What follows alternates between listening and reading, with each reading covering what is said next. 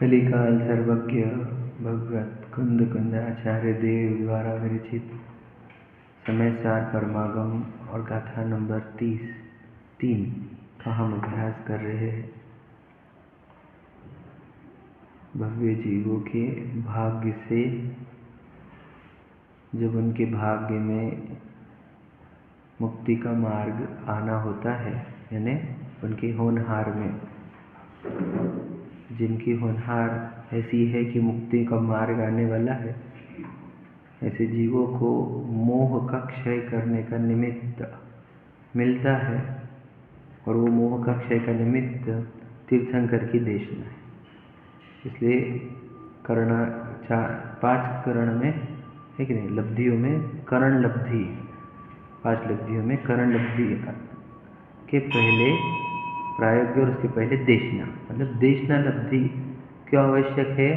क्योंकि सम्यक तो जो होगा, सम्यक दर्शन, उसमें भी देशना जो है, क्योंकि इनकी तीर्थंकरों की, वो देशना में क्या आएगा बताओ? मतलब सोचो, जो तीर्थंकर जो समोशरण में कह रहे थे, वो भव्य जीवों को देशना लब्धि हो रही थी, बराबर है क्या? और फिर देशना लब्धि से क्या हो रहा था? सम्यक्त्व की प्राप्ति हो रही थी, है कि नहीं? फिर कोई स्वरूप में मग्न हो जाए तो चरित्र की प्राप्ति हो रही थी।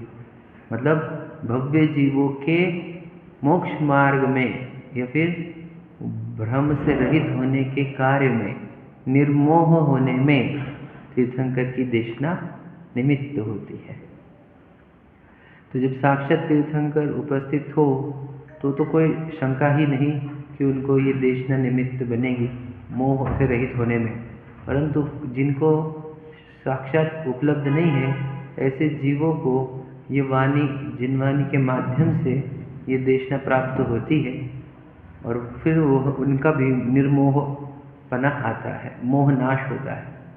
इसी उद्देश्य के साथ आचार्य कुंद जो देशना उनके ज्ञान में थी, तीर्थंकर की देशना जो ज्ञान में थी, उसको उन्होंने भाषा में यहाँ पर लिख कर चले गए हमारे लिए, समझे?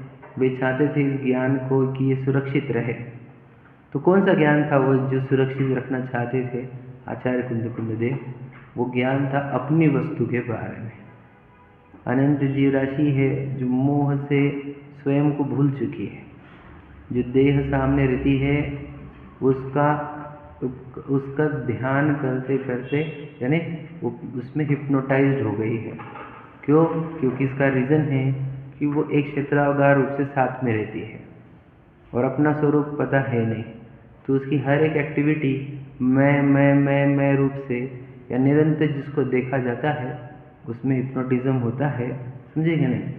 इस एंगल से ही इस देह के साथ में हिप्नोटिज्म हो जाता है। जहाँ गए वहाँ, जहाँ देह प्राप्त हुई तो देह के साथ एक क्षेत्रावगाह संबंध हो जाता है। और वो अब क्या है, अपना स्वरूप पता नहीं है, तो वो जो देह है, अब हिप्नोटिज्म का रूल क्या बताया मैंने? हिप्नोटाइज कब होगा? जब कॉन्सेंट्रेट नॉन स्टॉप देखेगा तो, है कि नहीं? अब लड़का लड़की पे मूर्छित होता है, लड़की लड़के पे मूर्छित होती है, हम देखते रहते हैं, समझे कि नहीं? वो देखने से दीवाने हो जाते, समझे कि नहीं? तो देह को भी हम देखते ही रहते हैं, इसलिए हम उसके दीवाने हो गए हैं। आप समझना थोड़ा, हिप्नोटिज्म में ये नहीं है, क्योंकि वो एक ही क्षेत्र में है और एक क्षेत्र में रहने से और वो उसकी हर एक एक्टिविटी कैसी लग रही है? मेरी मैं। तो ऐसा डेंजर हिप्नोटिज्म आ जाता है कि किसी के लाख समझाने पर भी ये हिप्नोटिज्म टूटता नहीं है। यही मोह है, समझेगा नहीं? तो इस जीव अनादि से मोह है, अब इसका हिप्नोटिज्म टूटेगा कैसे? उसको अपनी वस्तु बताने का, जब उसको वस्तु पता चलेगी अपनी, तो ये बॉडी पर वस्तु दिखेगी, बॉडी पर वस्तु दिखेगी तो फिर मोह टूटा। बस इसका नाश करना है। बॉडी पर है, कितने लोगों की बॉडी छूटती हुई देखी, राख बनती हुई देखी, फिर समझता ही नहीं। क्यों? उसका एकमात्र रीज़न क्या बनेगा कि इसको बोलो मैं तो क्या वस्तु स्वरूप का या विश्व के स्वरूप का ज्ञान नहीं है, बस इतना फर्क है। इसके जीवन में ज्ञान नहीं है। ज्ञान मतलब किसका? विश्व का और अपने वस्तु का, समझे क्या नहीं? इसको सादी भाषा में क्या आज के फिजिक्स नहीं पता इसको, इसको हिंदी में हमारी भाषा में वस्तु स्वरूप, हाउ थिंग्स वर्क, समझ रहे क्या नहीं? तो कैसी है वस्तु है? तो टोटल जी तो बहुत अच्छी लाइन लिख करके हमारे को, तो अनादि निधन वस्तु है, भिन्न भिन्न अपनी मर्यादा सहित परिणमती है। कोई किसी के अधीन नहीं, कोई किसी को परिणमा नहीं सकता। किसी को परिणमाने के भाव मिथ्या है, ऐसा कुछ है ना एंड प्ले। मतलब क्या कहना है कि अनादि निधन वस्तु, जितने विश्व में वस्तु है ना सब अनादि निधन है। अनादि निधन मतलब भैया जिसकी कोई आदि नहीं और ना कोई निधन होता है इनका, अनादि और अनिधन, समझ रहे? जिनके ना कोई आदि है ना कोई निधन। किसका बोलो? पूरे वस्तुओं का। वस्तु के भी नष्ट नहीं होती, समझे क्या नहीं? अगर आप बोल रहे हो कि होती है नष्ट, तो आपने वस्तु नहीं देखी, बोलो आपने पर्याय देखी है, अवस्था देखी है। वस्तु तो नष्ट होती ही नहीं, पूरे विश्व में देख लो ना आप। तो फिर तो आपको मतलब मुझे बोलना ये है कि अगर हमारे को भय है, चिंता है, लोभ है, समझ रहे, कोई भी प्रॉब्लम हो आपके जीवन में, उसका सोल्यूशन एक है कि आप सिर्फ विज्ञान समझो, वस्तु स्वरूप समझो, 6 द्रव्यों को समझो, खत्म हो जाएगा आपके जीवन से सब भय चिंता, सब समझ रहे। वस्तु स्वरूप समझने पर सबसे पहले कुछ होता तो वही भय खत्म हो जाता, निशंकित अंग, समझ रहे, लोभ खत्म हो जाता, निकांक्षित अंग। वस्तु स्वरूप समझने पर, वस्तु स्वरूप समझने पर दिस बॉडी इज डिफरेंट वस्तु एंड आई एम डिफरेंट वस्तु। वस्तु विज्ञान ही है, हम थोड़ी घर की बात करें, काल्पनिक नहीं, वास्तविक बात। देखो कल्पना और वास्तविकता, इन दोनों में डिफरेंस क्या है बताओ? देखो रियलिटी को हिंदी में वास्तविकता बोलते थे, बराबर है, और जो रियल नहीं उसको काल्पनिक। तो जिसका बेस कल्पना हो उसको काल्पनिक, और जिसका बेस वस्तु हो उसको वास्तविक कहते हैं। समझा? शाश्वत नहीं, वास्तविक। वास्तविक का अर्थ क्या? वास्तविक का अर्थ वस्तु के आधार पर, जो वस्तु के आधार पर कहा जाए वो वास्तविक, और जो बोलो कल्पना के आधार पर कहा जाता है वो काल्पनिक। तो बताओ हमारे पत्नी बच्चे हैं, ये काल्पनिक है कि वास्तविक है?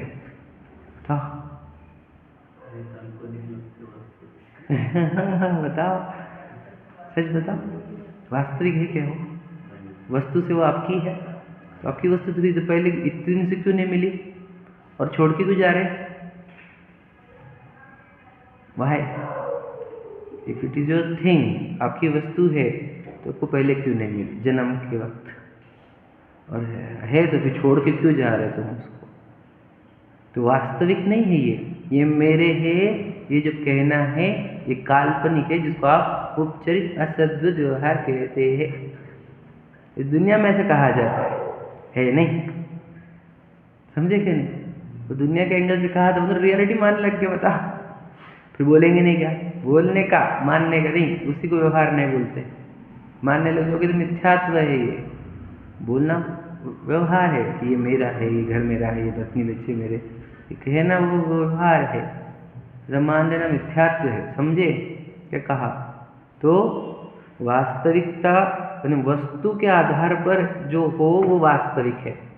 तो आप जो बोल रहे हो, जो सोच रहे हो, जो मान रहे हो, जो जी रहे हो, वो वास्तविकता के आधार पर, वस्तु के आधार पर है कि कल्पना मात्र के आधार पर है? ये तो पूछना ही पड़ेगा हमारे।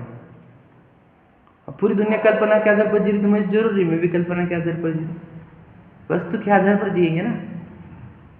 नहीं नहीं भैया, तो कैसी बातें करे, पत्नी बच्चों का क्या होगा? तो वस्तु नहीं देख रहा, बस पत्नी बच्चे देख रहा है। समझे क्या नहीं? चलो वस्तु बताते हम, कल तो चर्चा हुई थी हमारी, अब वस्तु स्वरूप पे आते वापस से। हम आचार्य बुद्ध तीसरी गाथा में कह रहे हैं कि एकत्व निश्चयगत समय सर्वत्र सुंदर लोक में, जो एकत्व को प्राप्त है ऐसा समय सबसे इस लोक में सबसे सुंदर है। ठीक है? और बंद कथा जो भी है वो सब विसंवाद उत्पन्न करने वाली है। ठीक है? अब इसको हमने देखा था कि यहाँ पर समय शब्द का अर्थ निकालते हुए उन्होंने ये कहा कि यहाँ पे समय का अर्थ 6 द्रव्य लेना, यह अमृतचंद्र जी की शैली। ठीक है? अब 6 द्रव्य क्यों? 6 द्रव्य से जीव द्रव्य तक जाएंगे, इसलिए अब 6 द्रव्य को लो आप। अब प्रश्न ये है कि इनमें क्या फीचर्स है 6 द्रव्य में? देखो मैं आपको बताऊँ, आप जानो या नहीं जानो, मानो या नहीं मानो, आपके आसपास जो कुछ हो रहा है वो 6 द्रव्य की वर्किंग है। वो सिर्फ हमारा ज्ञान इतना मोटा है कि कुछ समझता नहीं, हमको जिम्मेदारी लगता है कि मैंने खाना खाया तो मैं दुकान गया, फिर मैंने रसोई बनाई, समझ में क्या, फिर हम बच्चों के साथ बैठे, फिर हमने खेला, फिर कुछ खाया, हम इधर गए किधर गए, उसको कुछ छेद रवे हुए कुछ पता नहीं। अब कल कल कल क्या क्या किया तो ये बोलेगा वो, तो उसको कुछ दिखता क्या, दिन भर में छेद रवे कहीं पर दिखते नहीं, हमारे को दिखते क्या, हमने सिर्फ जिनवाने से एग्री किए छेद रवे, हमारे ज्ञान में एग्री नहीं हुए वाले, समझे नहीं। और होता क्या है कि हर समय छेद रवे वर्किंग करते रहते, अब यहाँ पर भी छेद रवे वर्किंग कर रहे कि नहीं कर रहे विचार का, समझे कि नहीं, क्या मैं बोल रहा हूँ, इतना समझे। ये मोटी बुद्धि है, मतलब क्या, बहुत मोटा रूप देखा इसने, इसका ज्ञान इतना मोटा है कि इसको पता ही नहीं कि ये छेद रवे है इस मोमेंट पर, और छेद रवे भिन्न भिन्न काम कर रहे हैं। ये मोटी बुद्धि क्यों रहती है, जिसने सूक्ष्म अभ्यास नहीं किया ना जिनवानी का अपना, उसकी बुद्धि ऐसी मोटी हो जाती है, समझे क्या नहीं। रहती अनादि से मोटी ही थी वैसे, जिनवानी से सूक्ष्म होती है। तो बताते चलो, अब छेद रवे में, अब यहाँ पे छेद रवे कैसे, तो याद रखना, आप कोई ना कोई जगह पे को ऑक्यूपाइड हो ना, कोई भी हो, घर की हो, दुकान की हो, है ना, मंदिर की हो, तो वो आकाश द्रव्य है, समझ रहे। परिणाम अखंड रूप से तुम्हारा वॉच भाग रही है, इन्हें समय खाल भाग रहा है, खाल द्रव्य है, रुके होंगे या चल रहे होंगे तो गति स्थिति तो है धर्म धर्म वाली। और जिसके साथ ये सब तुम बोल रहे हो कि खाया पिया बैठा चला, है ना, वो पुद्गल, और इन सबको प्रतिभाषित करता हुआ साक्षी रूप से जानता देखता हुआ जीव। अब छह द्रव्य है कि नहीं है, कौन से द्रव्य नहीं था ये बता, कौन से आपके कौन से काम में छह द्रव्य नहीं थे ये बता, अब दिखे क्यों नहीं। अब ये दिक्कत है ना, हमको वस्तु स्वरूप या विज्ञान की रुचि नहीं है, हमको मोह की, अरे यार हमारी पत्नी और बच्चा, हमारा खाना पीना, है ना, जाना आना, ये इसकी रुचि है। और ये विश्व कैसा है, मैं कौन हूँ, या फिर क्या चल रहा है, कुछ पता हमारे को। अब मुझे तो इसमें से छह द्रव्यों में से आकाश कब से है, किसी बातें कर रहे आप कहाँ पर है आकाश, सुप्त, कब से है, हमेशा से। काल कब से है, काल ही काल बता रहे, काल तो हमेशा से रहेगा, काल का तो काल ही नाम है कि नहीं। धर्म अधर्म हमेशा, पुद्गल हमेशा, जीव हमेशा, कहाँ रहते हैं, इस लोकाकाश में, समझ में। कब से, अनादि से। फिर छह कब से है, अनादि से। फिर एक क्यों नहीं हुए, क्योंकि मिक्स नहीं होते, समझ रहे। अनादि से मतलब क्या, अभी मतलब भिन्न भिन्न अपनी मर्यादा सहित, मतलब अपने गुण पर्यायों का कार्य करेंगे, अपने गुण पर्याय को चूमते हैं, आलिंगन करते हैं, पर को छूते तक नहीं, समझ रहे कि नहीं। कोई कर रहा है ऐसा, आकाश काल का कार्य, काल आकाश का कार्य, धर्म अधर्म एक के कार्य, जीव पुद्गल का कार्य। मैं आपको बताता, बॉडी का कौन सा काम आप कर रहे हो, सिर्फ बताना मुझे। मोटी बुद्धि में खाया हमने पिया, हम तुमको वही समझ रहा है, अभी अभी बॉडी काम नहीं कर रही। सिर्फ साइंस वालों को पूछो कि बॉडी कब काम करती है। करोड़ों करोड़ों कोशिकाएं हर समय बन रही है, नष्ट हो रही है। कोशिका समझे आप, सेल्स, तो वो काम क्यों नहीं कर रहे आप। ये तो सेल के लेवल की बात करी मैंने, परमाणु के लेवल की तो बात ही नहीं कर रहा हूँ। तो बॉडी का सबसे बेसिक यूनिट होता है सेल, समझे क्या, जो साइंस के अनुसार, जिनवानी के अनुसार तो परमाणु। वो सेल्स इतने करोड़ों से बन रहे और नष्ट हो रहे, पता है कोशिकाएं कितनी बन रही और कितनी नष्ट हो रही, आप क्यों नहीं कर रहे। हम सिर्फ खाने वाला काम करते बॉडी का, बाकी का अरे तो समझते नहीं, वो पूरे बॉडी के काम बॉडी के होते हैं, तो परमाणुओं के कार्य। सोचो उन सबका बाहर इधर होगा तो हम जी पाएंगे। परमाणु पूरा अपना काम है। तो बालक से ही हुआ, सोचो हम कल भूल गए, सोए रहे जाते थे, तो हमने एक दिन खुद को बड़ा नहीं किया, भूल गए हम, ऐसा होता। अच्छा बच्चे से कुछ एक 6 महीने से 1 साल के होने में, है ना, उन्होंने क्या मेहनत करी, किसने बड़ा किया, माँ बाप ने करा क्या, नहीं। बच्चों किसने बड़ा किया, सोचो एक बात बोलता, हमने पाल पोस के बड़ा किया। कुछ समझता नहीं, मुझे बोलना क्या है, बड़ा हुआ क्या नहीं, 6 महीने से 12 महीने को हुआ, तो किसने किया, उस बालक को ज्ञान तो इतना सब पुद्गल कर रहा क्या नहीं, कत्ल का कर रहा क्या नहीं, कुछ दिख रहा हमारे को, हमें कुछ नहीं दिखता। तो क्या कहना है, सब एक जगह पे रहते हैं, क्षेत्रावगाह रूप रहते जरूर है, लेकिन एक दूसरे का काम नहीं करते, अपने स्वरूप को छोड़ते हैं, समझे कि नहीं, अपने गुण पर्यायों को निकालते रहते हैं, समझ में। तो किसका किससे क्या संबंध है, तो किसका किसी से कुछ भी संबंध नहीं, ये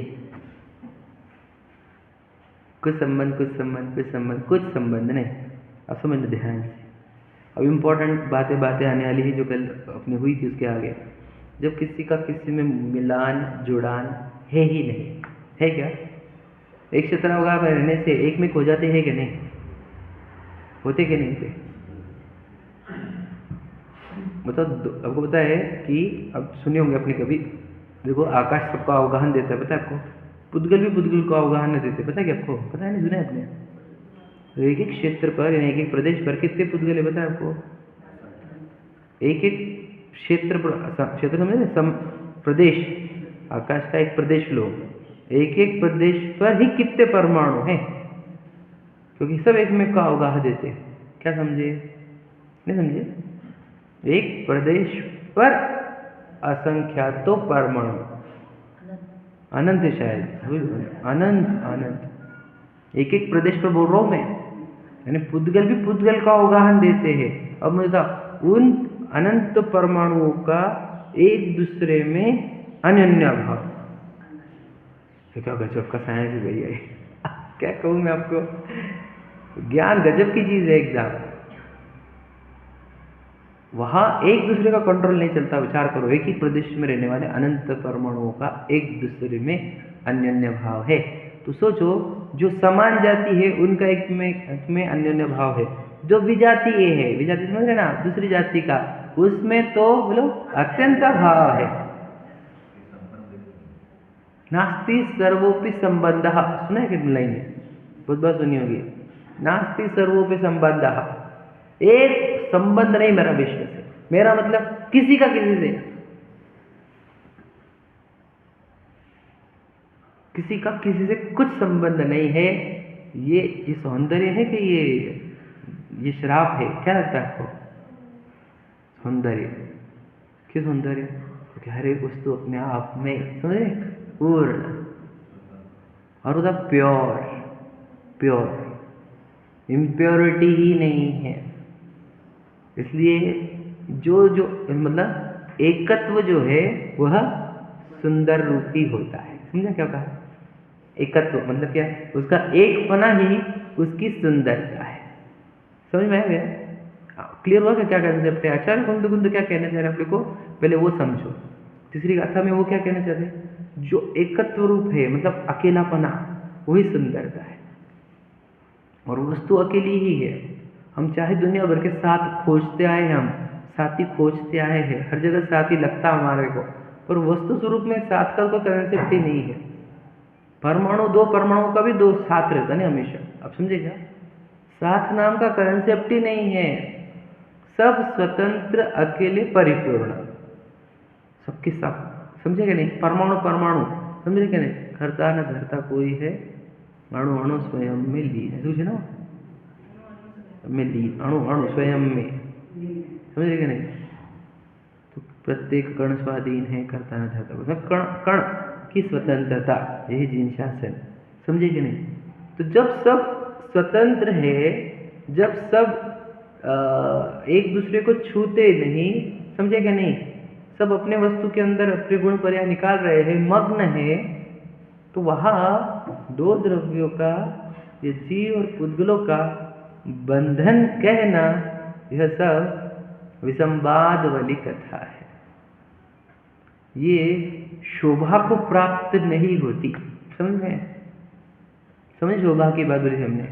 और एकत्व का सौंदर्य शोभा को प्राप्त होता है। और ये जो बंध की कथा है, समझे क्या नहीं, वो सब बातें शोभा को प्राप्त नहीं होती। समझ रहे? उससे सौंदर्य के ऊपर लांछन आता है, सौंदर्य छुप जाता है। समझे क्या नहीं? इसलिए हम आचार्य कुंद हमारे को सुंदरता बताना चाहते हैं। आपको सुंदर होना है, अकेले रहो, रूल याद रखना, क्योंकि आप अकेले में नेचुरल बनते हैं और नेचुरल चीज सुंदर होती है। तुम जब दूसरे के साथ जाए तो तुम आर्टिफिशियल बनते हो, सुंदरता का नाश कर देते हो। क्या कहा? समझे कि नहीं? Be natural, be alone. समझे कि रूल है ये? समझ में कि जितने सुंदर हुए वे अकेले में जाकर सुंदर हुए। समझ में है? अब तो कल हम पता चल इसको समय पर समय। चलो हम पढ़ के बताते कुछ, आ जाओ। अब हमने गाथा के मेन हर्ब को आपके पास पहुंचा दिया है, लेकिन अपन कुछ पढ़कर इसमें कुछ बातें निकालेंगे, ठीक है। अच्छा, बताता हूँ आपको कौन सी अभी सब सीक्वेंस तो रहेगी नहीं, आपको ही आपकी सीक्वेंस से पढ़ना है। अच्छा, कौन कौन पढ़ना चालू किए ये बता हमारे को।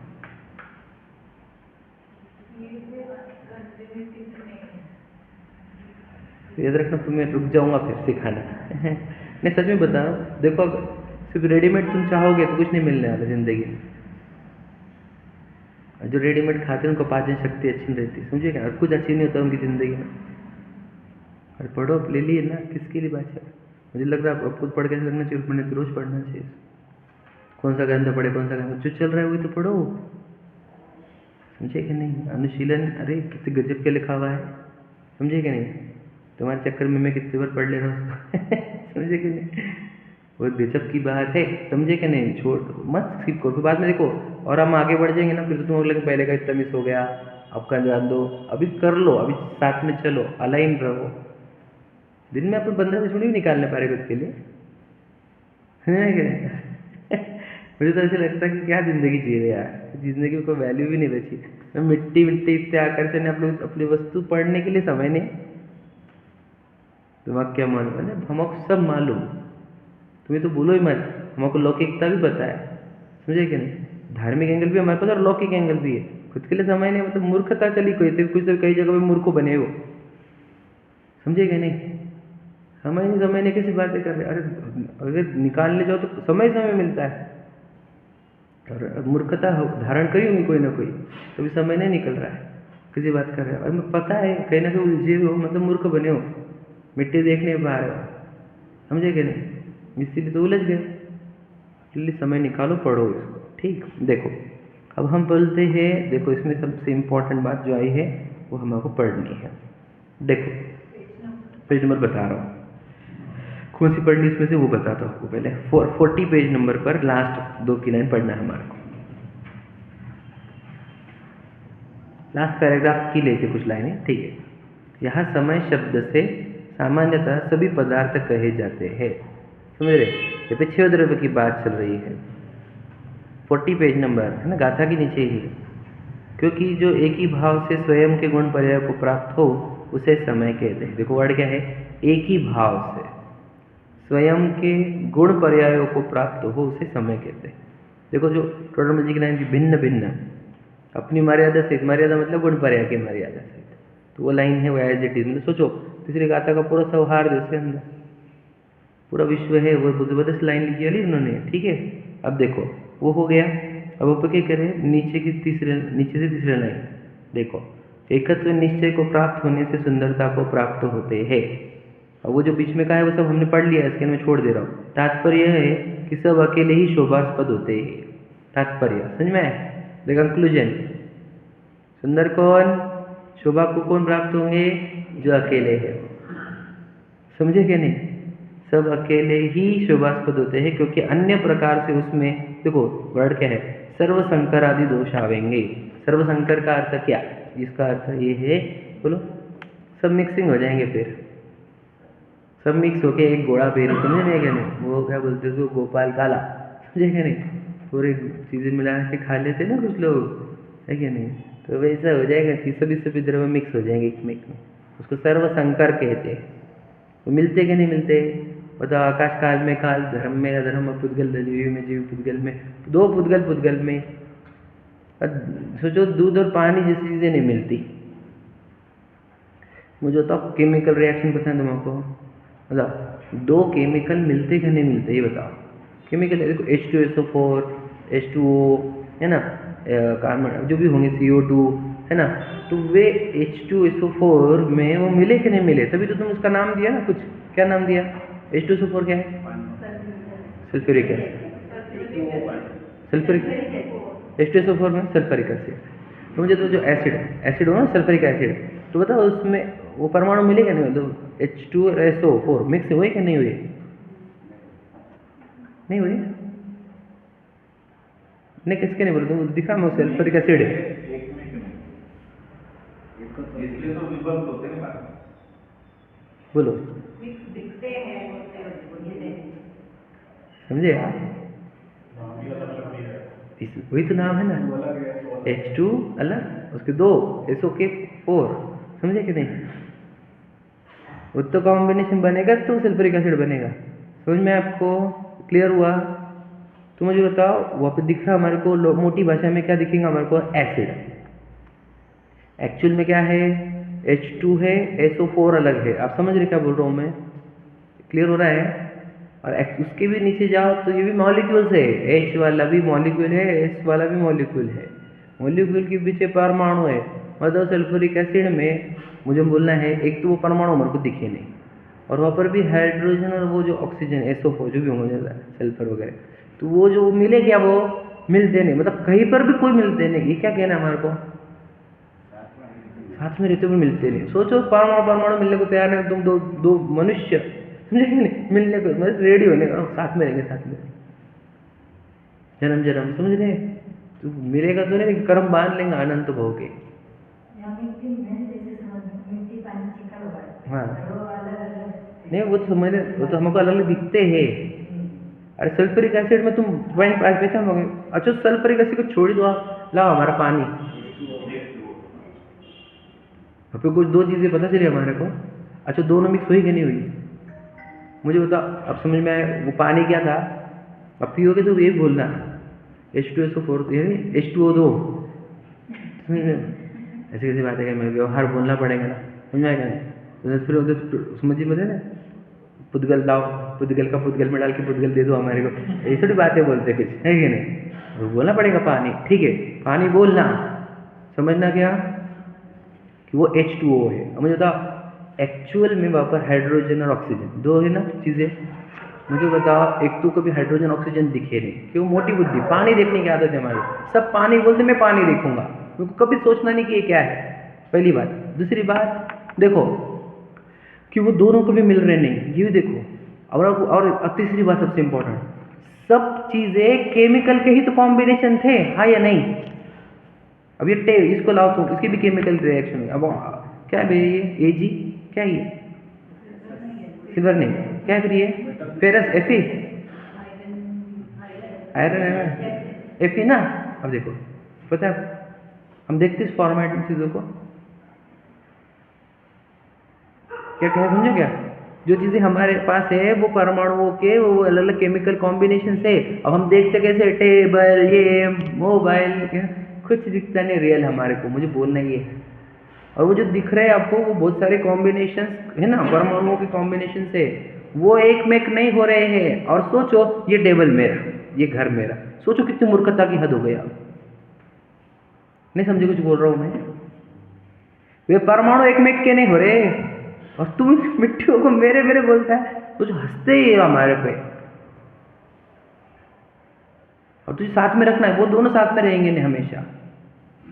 वो जो परमाणु कॉम्बिनेशन बना के तुम्हारी ये चीज़ें हुई ना, जो आज जो भी हुई, समझे कि नहीं, वो हमेशा ऐसे नहीं रहने वाली है।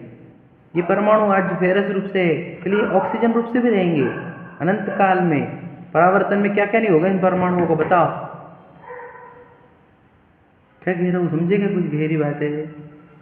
मुझे क्या कहना था, एक भी चीज एक में एक से मिलती नहीं, सब स्वतंत्र रहते। ये है हमारा मूल जिनागम, जिन शासन। इससे फायदा ही होगा, आप भी एक वस्तु हो, मतलब आप भी किसी से मिलोगे नहीं, कोई आपसे मिलेगा नहीं, कभी आपको कोई जुड़ेगा नहीं, कभी आपसे कोई बिछुड़ेगा नहीं, किसी का आपको संयोग नहीं, किसी का आपको वियोग नहीं। आप समझेंगे कई बार, एकदम समझो अच्छे से।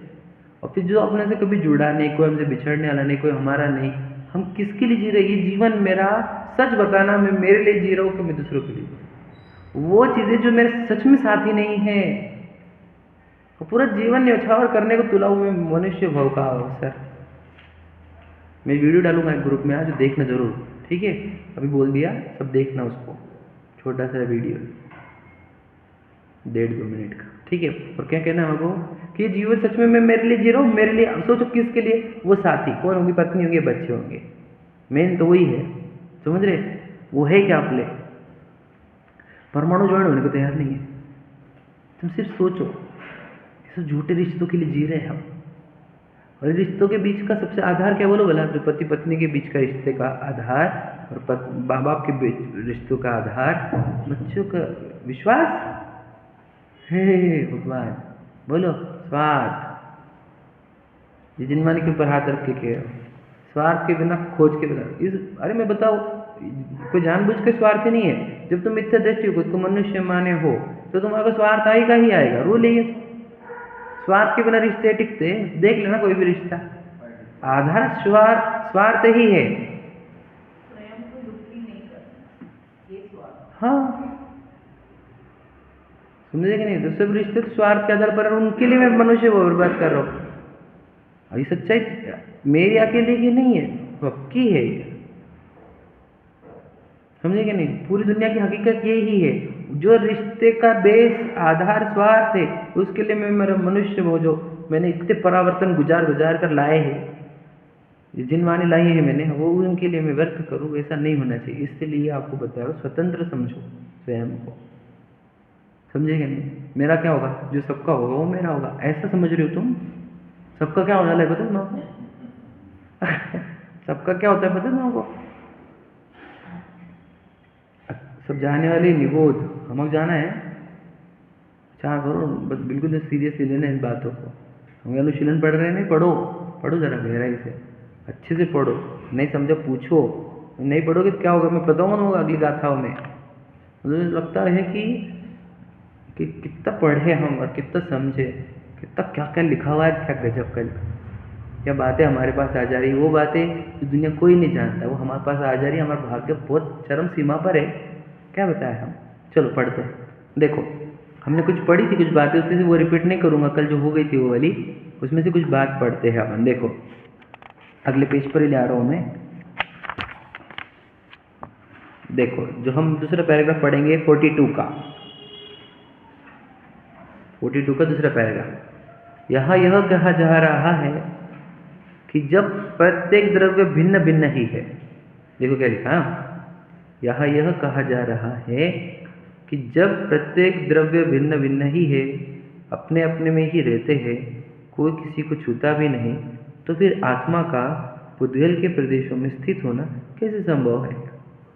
समझ में कि नहीं समझ में? क्या बात आ गया, पर समय की चर्चा करके आया था आचार्य कुंद को, स्व समय और पर समय। तो वो कह रहे हैं कि जब द्रव्य में कोई संबंध ही नहीं, अभी यहाँ पे पढ़े ना अपन ने, सब द्रव्य अपने अपने अंदर रहते स्वतंत्र है, तो जीव पुद्गल के प्रदेशों में स्थित है। ये वाली बात जो आप पर समय के लिए कह रहे थे, वो बातें कहाँ उठती है, वो तो सही बैठती नहीं। समझे कि नहीं समझे, क्योंकि कोई पद पुद्गल में जा ही नहीं सकता, क्योंकि अपने चतुष्टय की बाहर जाते नहीं कोई। समझे कि नहीं, तो कहते कि छूता, देखो अपने अपने में रहते, कोई किसी को छूता भी नहीं, तो आत्मा का पुद्गल प्रदेशों में स्थित होना कैसे संभव है। मतलब सोचो, वस्तु स्वरूप बता रहे हैं आप, वस्तु स्वरूप से देखा जाए तो जीव पुद्गलों में जब गया ही नहीं, तो पर समय कैसा, और जब पर समय नहीं तो स्व समय कैसा। तो पर समय स्व समय वाली बातें छोड़ दी, सिर्फ समय को मुख्य रखा। कैसे वो बताएंगे, देखो इस बंध की कथा में ही विसंवाद है। समझे कि नहीं, ये कथा ही गड़बड़ है आपकी। कौन सी, बंध वाली। क्यों, क्योंकि कोई द्रव्य किसी द्रव्य में गया ही नहीं, कोई द्रव्य किसी द्रव्य से जुड़ा ही नहीं, क्या का बंधन। बंधन के लिए क्या चाहिए, दो चीजें चाहिए ना। अब एक ही चीज सिंगल है, तो सिंगल चीज में बंधन होता है क्या, क्या समझा क्या नहीं। बंधन के लिए दो वस्तु का जुड़ा हुआ होना जरूरी है, बराबर, तभी तो बंधन कहा जाएगा। तो जो दो द्रव्य जुड़ते हैं क्या, 6 द्रव्य में जुड़ते हैं क्या, कि वो एक, मुझे तो नहीं जुड़ते। अपने दूसरे अध्याय में पढ़ा क्या नहीं, जीव और कर्मों का अनादि का संबंध पढ़ा क्या नहीं पढ़ा, समझा क्या कह रहा हूँ। फिर वो क्या बात है, वो विसंवाद है समझ में नहीं समझा क्या बोला मैंने, वो विसंवाद है कि जीव और कर्मों का अनादि से संबंध है। समझे क्या नहीं, ये विसंवाद है। क्योंकि विसंवाद है वो समझाऊंगा मैं अभी आगे आगे जैसे बढ़ेंगे अपन। मैं तो वो भी बात बता दी आपको, ये हमारे साथ कर्मों का संबंध है कि अनादि से, पढ़े ना, जिनवानी में पढ़े हुए है ना। तो फिर अभी वो वाली बात और ये वाली बात कहाँ बैठ रही, तो कह रहे वो वाली बात ही विसंवाद है, वो अभी मत करो। क्यों नहीं करो बताऊंगा। देखो इस बंध की कथा में ही विसंवाद है, अथवा देखो यह बंध की कथा ही विसंवाद पैदा करने वाली है। देखो, जब दो द्रव्य परस्पर मिलते ही नहीं तो बंधने की बात में दम ही क्या है, बताओ। काय का बंध, दो द्रव्य मिलते नहीं भैया, कभी मिलते, कोई दो द्रव्य मिले आज तक, बंधन है। और देखो बंधन का भी बताया था, याद है ना कहानी कि रस्सी काहे में बंधी हुई है, गाय काहे में बंधी है, रस्सी में। रस्सी काहे में बंधी है, रस्सी में ही है। वो तो गाय बंधी है क्या रस्सी में, आप समझे कुछ। बंधन भी उसी द्रव्य का उसी द्रव्य में है, अगर है भी तो समझ में क्या, दो द्रव्य में तो बंधन होते भी नहीं। क्या कहा, समझे क्या। तो कहना ये है कि दो द्रव्य का जब कोई कनेक्शन नहीं है तो बंधन वाली बातें कहाँ से लाई तुमने, बंधन वर्ड लाया कहाँ से, ऐसा समझ। ये किस आधार पर बोला जा रहा है पता आपको, ये फिजिक्स के रूल्स के अनुसार बोला जा रहा है, वस्तु स्वरूप के अनुसार बोला जा रहा है, समझ रहे, विश्व व्यवस्था के आधार पर कहा जा रहा है, समझे कि नहीं समझे। मान के चलो, मुझे एकदम बताओ, भगवान महावीर निर्माण होने के पहले, दीपावली के पहले खरमों से बंधे हुए थे कि नहीं थे।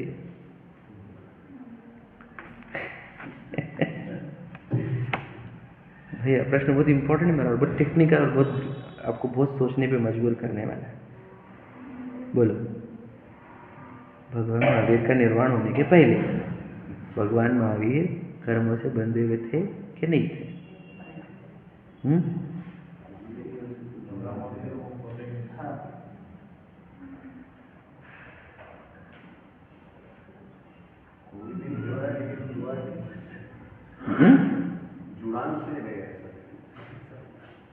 बराबर, बोलते जाओ। लोग महावीर से नहीं बंधे थे।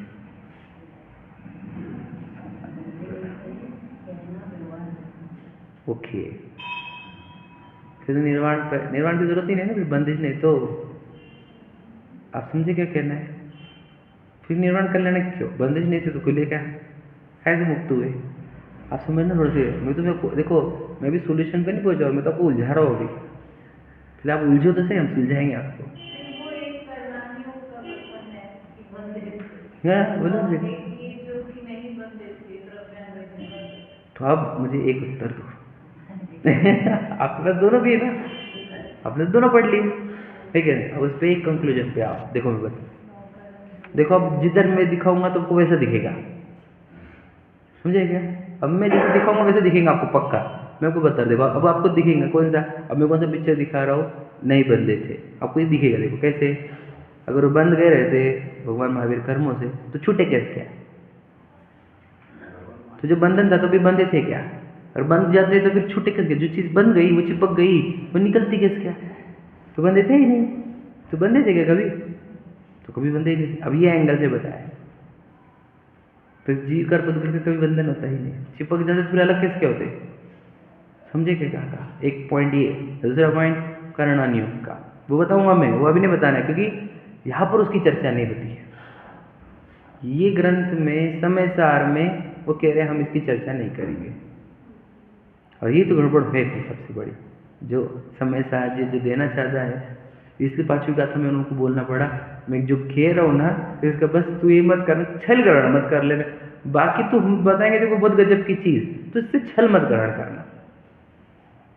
कर्म होते ही नहीं, बंधन होता ही नहीं है ना, सब मुक्त ही है, तो फिर अब तू इसको लेकर कुछ बर्बादी मत कर लेना खुद की, हाँ इसका दुरुपयोग मत कर लेना। हम जो कह रहे हैं इन चीज़ों का, ये सब चीज़ें तेरे लिए हम अनंत उपकारी वाली बात बोलेंगे, तो इसका दुरुपयोग मत करना, समझेगे नहीं। समय सार जी शस्त्र है कर्मों का नाश करने के लिए, स्वयं का नाश मत कर लेना। मोह का नाश करने का शस्त्र है, स्वयं का नाश मत करना, स्वयं का नाश करके मोह को पुष्ट मत कर लेना, समझे क्या। तो यहाँ पर क्या कह रहे हैं कि कोई बंधन नहीं, कोई दो द्रव्यों का जब कोई बंधन है ही नहीं तो काय का पर समय, काय का स्व समय, काय का कुछ, काय का बंध, काय की मुक्ति, ऐसा वाला पार्ट बोलना है उनको, समझे क्या नहीं, बहुत इंपॉर्टेंट है। देखो पढ़ो, तो देखो अब नीचे वाला पैराग्राफ पढ़ना है हमारे को। जब आत्मा बंधा ही नहीं है तो उसके पर समय पना ही नहीं ठहरता, समझे कि नहीं। जब पर समय पना नहीं तो स्व समय कहना भी ठीक नहीं है, उसी के नीचे पढ़ रहे हम, 42 पर थर्ड पैराग्राफ। जब आपका बंधा ही नहीं है तो उसके पर समय पना ही नहीं ठहरता, और जब पर समय पना भी नहीं है तो फिर स्व समय कहना भी ठीक नहीं है, क्योंकि स्व समय तो पर समय की अपेक्षा से कहा जाता है। अतः समय तो समय है, वह न तो स्व समय है और न वो पर समय है। समय समय समय स्व समय है न पर समय। समझे क्या कुछ कहा? पर समय पना क्यों नहीं कहा? क्योंकि दो द्रव्यों के बीच में कोई संबंध नहीं। और स्व समय पना क्यों नहीं? जब कोई पर समय ही नहीं है तो क्या स्व समय, फिर क्या है? सब समय है। कौन? 6 द्रव्य। हो गया क्लियर? समझे सस्ती बात? समझ ना, स्पष्ट तक क्लियरिटी रखो। यहाँ पर जो देखो याद रखना, समय सारजी ग्रंथ की बात याद रखना। यहाँ पर जो बताया जा रहा है इसके ऊपर फोकस करो, वहाँ पर वो क्यों, वो बात मत करो। अभी तुम ये बात करो, समझेगा? हमारे को बहुत जगह आएगा ये प्रॉब्लम। मैं बोलूँगा ना कर्म बंधन होता ही नहीं जीव को, तो आपको करना नहीं होगा, सब चीज़ें अपोजिट जाएंगी इसकी। अब ये चैप्टर सीख लो तो बस, वो अपेक्षा सब सही है। समझ रहे कहीं? Considering everything correct said there, ये बात सुन लो। कंसिडर, समझ रहे कहीं? ये हमेशा रखना, हमेशा।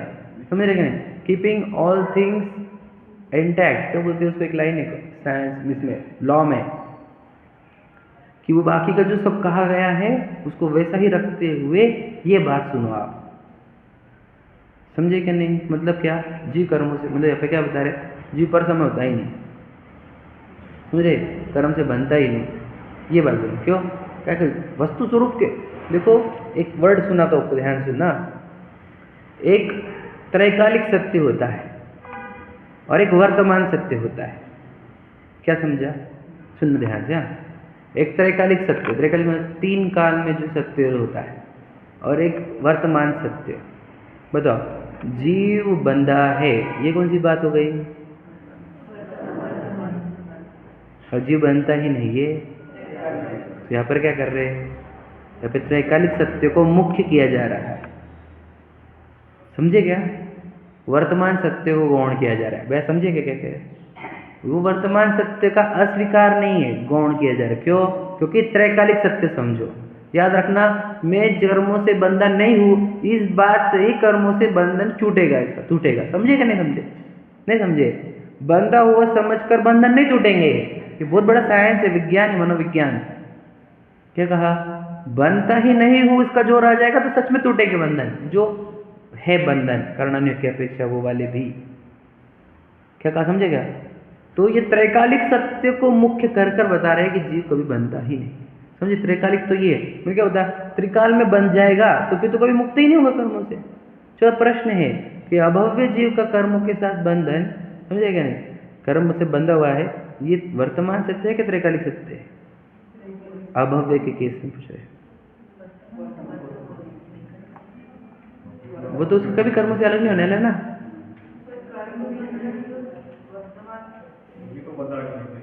हाँ, वो भी अलग ना, फिजिक्स के रूल्स के अनुसार तो वो बंधा ही नहीं है। इसे त्रैकालिक सत्य थे कि वो भी बंधा नहीं है। समझे क्या? वर्तमान सत्य है उसका बंधन वाला, सब जगह यार बंधन वर्तमान सत्य में ही आएंगे, त्रैकाल सत्य में नहीं। समझे क्या नहीं? तो यहाँ पर मैं समझ रहेगा त्रैकालिक एग्जाम्पल में बता देता हूँ। अभी बहुत सारा बताया जा सकता है। बताओ, हीरा हमने लिया, हीरा जो सुमन जी के दृष्टांत है, और वो गटर में गिरा गंदे एकदम। समझ में आया कि नहीं? हाथ भी डाल सकते हैं हम उसमें, इतना गंदा। समझे कि नहीं? वो 500 करोड़ का मान के चलो, वो हीरा वो जो है, अब वो हीरा कैसा रहता है? गंदा क्या अच्छा? अब क्या मान के चलो नीचे ही वहाँ पर गटर में से उठते होंगे हीरे, एग्जाम्पल, हमेशा गटर में से निकलते हैं। ऐसे मतलब 2 साल बाद गटर में से हीरा निकलता है, ऐसा कल्पना का दृष्टांत है हमारा। तो हीरे गंदे होते हैं अच्छे होते? अरे वो वाली बात नहीं, हीरे अच्छे से ही गंदे होते हैं। क्या बोल रहा है? क्या बोल रहा है? अब क्या बोल रहे हो? बता, त्रिकाल स्वरूप गंदा है, साफ करना पड़ेगा, ये वर्तमान स्वरूप। समझ में आया? जीव शुद्ध होते क्या शुद्ध? जीव बंधा हुआ है क्या छूटा हुआ है? बोलो, त्रिकाल से देखकर बोलो उसको, त्रिकाल से देखकर बोलो, शुद्ध है। समझ में आया? त्रिकाल देखने का, अनंत अनंत तो बंधा है क्या मुक्त है? मुक्त ही है। बंधा हुआ है क्या? नहीं है। ये क्या देखा हम? त्रिकाल को। और वर्तमान को देखो उसको, तो समझ में आया? वर्तमान को देखा तो वर्तमान सत्य ये है। समझ में आया आपको? क्या कहा? कुछ गहरी बात समझ में आ रही है? तो जीव बंधा है ये वाली बात, ये वर्तमान सत्य है। त्रिकाल से तो कोई बंधा ही नहीं, छह द्रव्य में कोई किसी से बंधा नहीं, वस्तु स्वरूप में मैच नहीं होता। और बताओ और बात, निश्चय व्यवहार पढ़ रहे ना आपको चल रहा ना चैप्टर, चल रहा है ना? होते आया, हो गया क्या? चलो ठीक। अब सुनना ध्यान से, एक लाइन आई नहीं होगी कहीं पे, लेकिन मैं आपको बता रहा हूँ। निश्चय ने जो बात करता है वो है फिजिक्स की, ध्यान सुनना। और व्यवहार ने बात करता है साइकोलॉजी की। सुना आपने कभी? क्या? सुनना ध्यान से। निश्चय ने फिजिक्स की बात करता है और व्यवहार ने साइकोलॉजी की। समझ में आएगी? गहराई समझना, आप दिख जाएगा आपको, जो मैं बोल रहा दिख जाएगा। एक वस्तु स्वरूप के अनुसार बात करता है निश्चय ने। और जीव बंधा है ये नहीं बंधा है, ये क्या रूल है? ये निश्चय ने की बात, फिजिक्स। और जीव बंधा है ये क्या है? ये साइकोलॉजी। क्यों? तो ये बताया जा रहा है कि बंधा हुआ है ताकि तो अंदर विकार जीरो कर दे, ताकि तेरे पूर्ण शुद्ध अवस्था त्रिकालिक हो जाए, मतलब इसके बाद हो जाए। समझा? कुछ समझा क्या? बंधा हुआ कहना साइकोलॉजिकल कथन है। फिजिक्स के अनुसार तो मैच ही नहीं होता है क्या कि जीव कर्मों से बंध गया, ये फिजिक्स के रूल के अनुसार बैठता है। समझे क्या भैया? इसलिए निश्चय ने क्या कहेगा? जीव बंधा ही नहीं है। भैया समझ रहे क्या? लेकिन जब साइकोलॉजी की बात आएगी, यानी व्यवहार नहीं की बात आएगी, तो जीव कर्मों से बंधा है, वो जो करणानुयुक्त कहेगा, चरणानुयुक्त कहेगा, प्रथमानुयुक्त कहेगा। समझे क्या? अब स्पष्ट हुआ कि क्या कह रहे हैं? मतलब बंधा हुआ कहना फिजिक्स के कथन के अनुसार, बंधा नहीं है ये कहना फिजिक्स के या निश्चय के कथन के अनुसार। बंधा हुआ कहना व्यवहार का और साइकोलॉजी का कथन है। समझ में आ रहा है? तो ये वस्तु स्वरूप के अनुसार तो जीव कभी बंधा ही नहीं, किसी से बंधा नहीं। मुझे तो देखो कर्मों से बंधा वो भी मानोगे तुम, तो याद रखना वही कि वही परमाणु नहीं है। बताओ, अगर बन जाता तो फिर परमाणु वो कि वो परमानेंट चाहिए थे हमारे को, दे आर रोटेटिंग। समझ रहे क्या नहीं? तो इससे सिद्ध होता है कि बंधा नहीं हो, वो तो टेम्पररी आए हैं और गए हैं, मतलब उससे भी बंधन के ना। आप समझे क्या? फिजिक्स के अनुसार भी देखे तो वो जीवों के साथ हमारा निमित्त संबंध होगा वॉटेवर, तो वो भी एक परमाणु के साथ नहीं, एक ही टाइप के नहीं है, हर समय नए हैं, मतलब बदलते रहते, they are keep on changing. इसलिए उनसे जो बंधन कह रहे हैं वो बहुत मोटी भाषा है। तो समझ रहे क्या? गहरी बात समझ रहे? किसी से बंधन नहीं हमारा। अब बता तुम, बताओ मेरे को, बताओ जो कर्मों के साथ अनादि से हम जुड़े हुए हैं उनके साथ हमारा कोई बंधन नहीं। तुम किसकी चीज को लेके बैठे हो? पत्नी बच्चे गाड़ी बंगले कुछ गहरी बात समझे क्या? बताओ आपको क्या लिखा है? जहाँ देह अपनी नहीं तहाँ ना अपना कोई। लाइन समझ रहे? कौन नहीं अपने? बोलो ना। कर्म भी अपने नहीं है। बताओ, मैं एक शुद्ध सदा अरूपी ज्ञान द्रव्यधात से, कुछ अन्य वो मेरा नहीं, परमाणु मात्र नहीं। अरे कर्म के परमाणु भी नहीं। समझ में? फिर मैं कौन, कैसा हो? तो पढ़ो, ये समझ आज के लिए। तो मेरा क्या है फिर? अनंत गुण, एक दर्शन ज्ञान वाले अनंत गुण हो गए समय हमारा। समझ में आया कि नहीं? ये है मेरा स्वरूप, बाकी मेरा कुछ नहीं है इस विश्व में, कुछ नहीं है। वो सोचो, कर्म भी नहीं, सोचो वो नहीं है हमारे, कर्मों का अस्वीकार किया जा रहा है, कर्मों से मेरा संबंध तोड़ा जा रहा है कि कर्मों से भी मेरा कोई संबंध नहीं है, उससे बंधन कहना भी मूर्खता हो जाएगी। सोचो, वस्तु स्वरूप को मैच है, वस्तु स्वरूप को मान्य है क्या कि आप बोल रहे हो कि मैं पुद्गल से बंधा हूं? वस्तु स्वरूप के कोर्ट में जाओ, बोलेंगे कौन भैया, सब अपने अपने वस्तु में अपने गुण पर्याय में सब मग्न है, कौन किससे बंधा हुआ? कौन सी बातें कर रहे तुम? सही है क्या नहीं? वस्तु स्वरूप के कोर्ट में चल जाओ, फिजिक्स के कोर्ट में जाओ, तो जीव और पुद्गल बोल रहे हैं बंधे हुए, कोई बोल रहा है कि दोनों बंधे हुए, वो कौन? वो उसकी गुण पर्याय कर रहा है, ये उसकी गुण पर्याय कर रहा है, काय का बंधन? क्या समझे क्या? फिजिक्स में नहीं करता है बंधनों को, ये हमारे साइकोलॉजी के कथन है सब। समझे कि नहीं?